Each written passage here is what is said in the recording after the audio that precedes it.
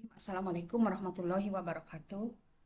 Selamat berjumpa lagi dengan saya Lia Romlah di channelnya Lia Romlah, yaitu membahas tentang pembelajaran matematika. Terima kasih bagi yang sudah subscribe dan bagi yang belum, mohon di subscribe dulu, kemudian like, comment, and share.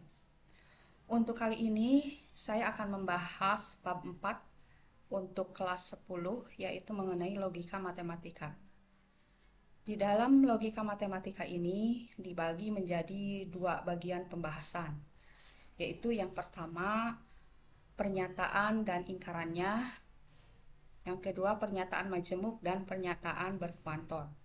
Untuk nanti bagian yang kedua adalah bagian C, pernyataan majemuk yang ekuivalen dan ingkarannya, dan penarikan kesimpulan. Baiklah, untuk pernyataan dan ingkarannya.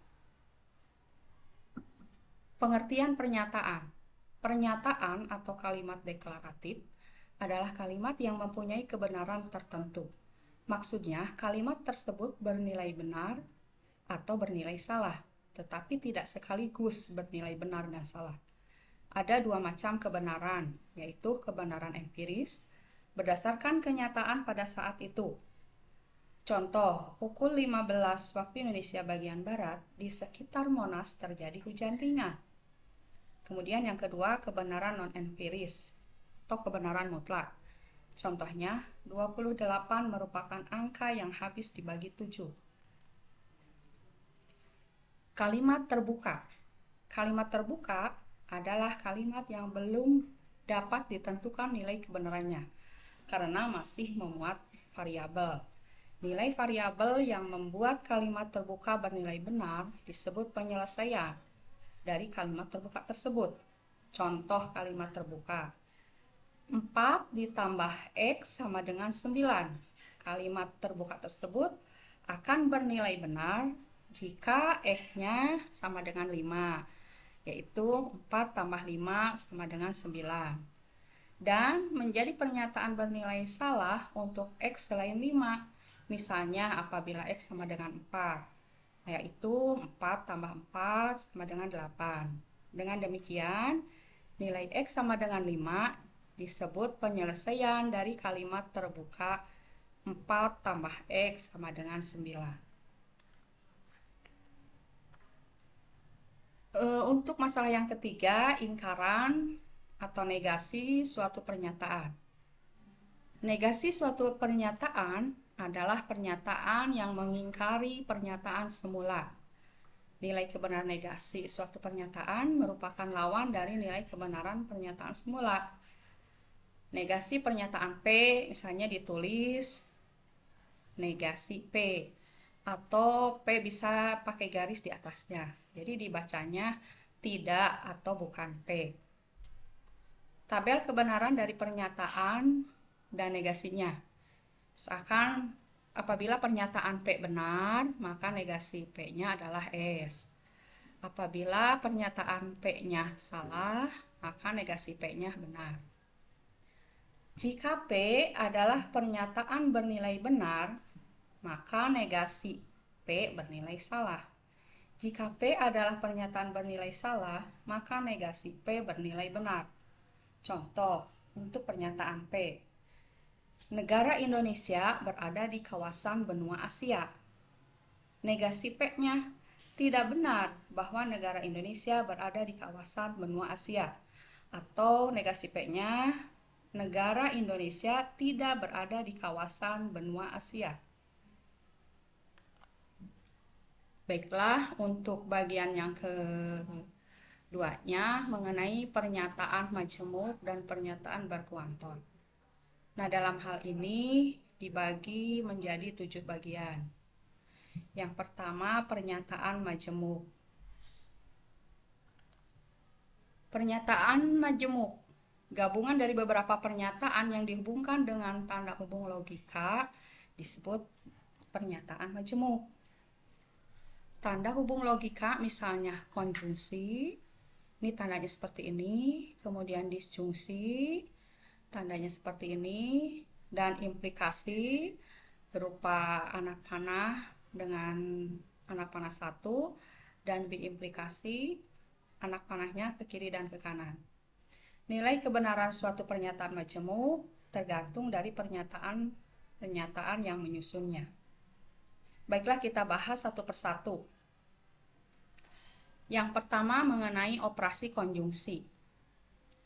Konjungsi pernyataan P dan Q adalah penggabungan pernyataan P dan Q menjadi pernyataan majemuk dengan menggunakan kata hubung dan. Lambang konjungsi silahkan diperhatikan seperti ini, dibaca dan.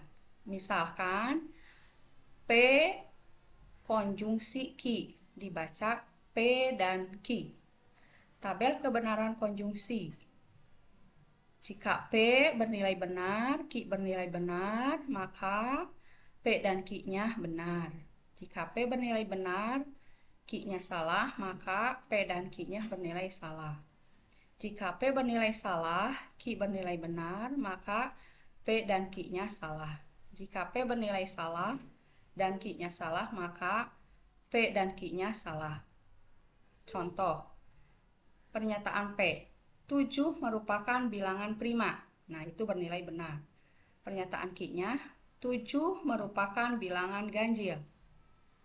Kemudian pernyataan R, 7 merupakan faktor dari 27. Pernyataan salah. Nah, apabila P dan Q, maka menjadi 7 merupakan bilangan prima dan bilangan ganjil. Nah, maka bernilai benar. Sedangkan untuk P dan R, 7 merupakan bilangan prima dan faktor dari 27. Itu bernilai salah. Selanjutnya, operasi disjungsi. Operasi disjungsi ini adalah merupakan pernyataan majemuk yang terbentuk dari P dan Q itu menggunakan kata hubung atau. Lambangnya seperti ini, dibacanya atau. P disjungsi Q dibaca P atau Q. Nah, ada dua macam untuk disjungsi ini. Ada disjungsi inklusif dan disjungsi eksklusif. Yang disebut disjungsi inklusif yaitu disjungsi bernilai benar apabila kedua pernyataan benar dan hanya salah satu pernyataan yang benar. Contoh, Ari membawa buku atau penggaris. Nah, sedangkan disjungsi eksklusif, disjungsi ini bernilai benar apabila salah satu pernyataan saja yang benar, karena tidak mungkin keduanya benar. Contoh, Pak Joni berangkat ke Semarang atau Surabaya. Perhatikan tabel kebenaran dari disjungsi. P bernilai benar, Q bernilai benar, maka P atau Q bernilai benar.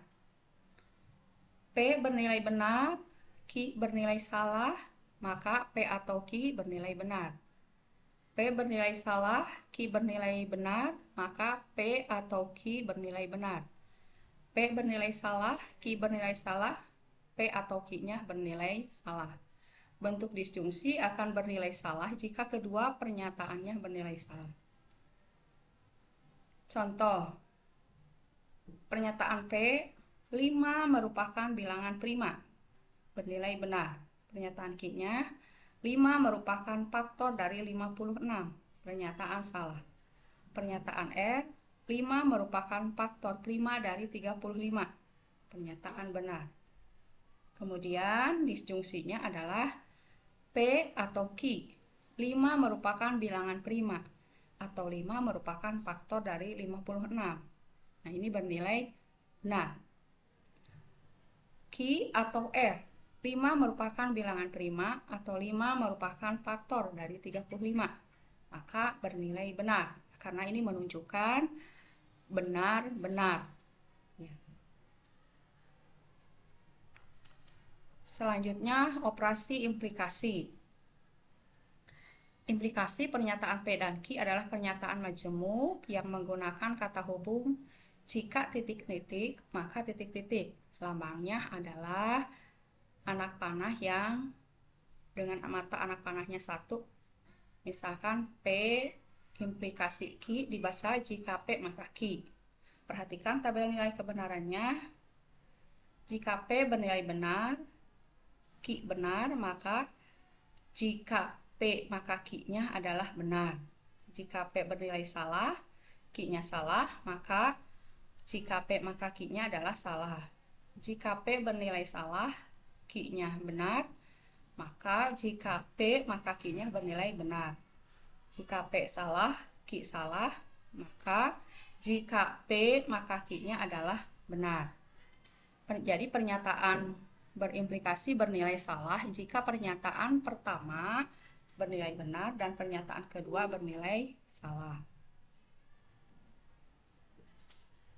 Nah, perhatikan P implikasi Q dapat juga dibaca P hanya jika Q, Q jika P. P syarat cukup bagi Q atau Q syarat perlu bagi P. Jadi di antara keempat ini boleh membacanya seperti ini. Contoh, pernyataan P 3 bilangan prima. Nah, ini merupakan pernyataan yang benar. Q 3 faktor prima dari 12. Ini pernyataan yang benar. Maka jika P maka Q-nya adalah jika 3 bilangan prima maka 3 faktor prima dari 12. Itu merupakan pernyataan yang benar. Sekarang bahasan yang kelima, operasi biimplikasi. Biimplikasi pernyataan P dan Q adalah pernyataan majemuk yang menggunakan kata hubung jika dan hanya jika. Lambang biimplikasi adalah anak panah yang mata anak panahnya ke kiri dan ke kanan. Dibacanya jika P dan hanya jika Q, atau P apabila dan hanya bila Q. Tabel kebenarannya, jika P bernilai benar, Q bernilai benar, maka biimplikasinya adalah benar. Jika P benar, Q-nya salah, maka jika dan hanya jika bernilai salah. Jika P salah, kemudian Q benar, maka biimplikasinya adalah salah. Jika P salah, Q salah, maka biimplikasinya adalah bernilai benar. Selanjutnya adalah pernyataan berkuantor. Ada dua macam kuantor. Yang pertama kuantor universal. Nah, ini ada tandanya dibaca untuk semua atau setiap X berlaku sifat PX. Kemudian yang kedua kuantor eksistensial. Dibaca ada atau terdapat atau beberapa X yang memenuhi sifat PX. Selanjutnya kita akan membahas converse, inverse, dan kontraposisi. Hubungan antara converse, inverse, dan kontraposisi dari implikasi jika P maka Q sebagai berikut. Hubungan antara converse, inverse, dan kontraposisi dari implikasi jika P hanya Q. Yang pertama, inverse dari P jika P maka Q adalah negasi. Jika negasi P maka negasi Q. Kemudian converse-nya dari jika P maka Q, maka jika Q maka P. Sedangkan kontraposisinya adalah jika Q maka P adalah negasi P maka negasi Q.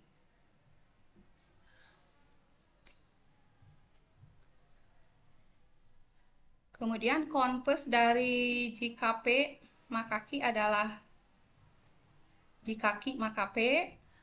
Inverse-nya dari jika P maka Q adalah negasi P maka negasi Q. Kontraposisinya adalah jika negasi P maka negasi Q adalah jika Q maka negasi P. Kemudian apabila kontraposisi dari jika P maka Q adalah negasi Q maka negasi P. Sedangkan inverse-nya dari jika P maka Q adalah negasi P maka negasi Q. Converse-nya dari negasi P maka negasi Q adalah jika negasi Q maka negasi P.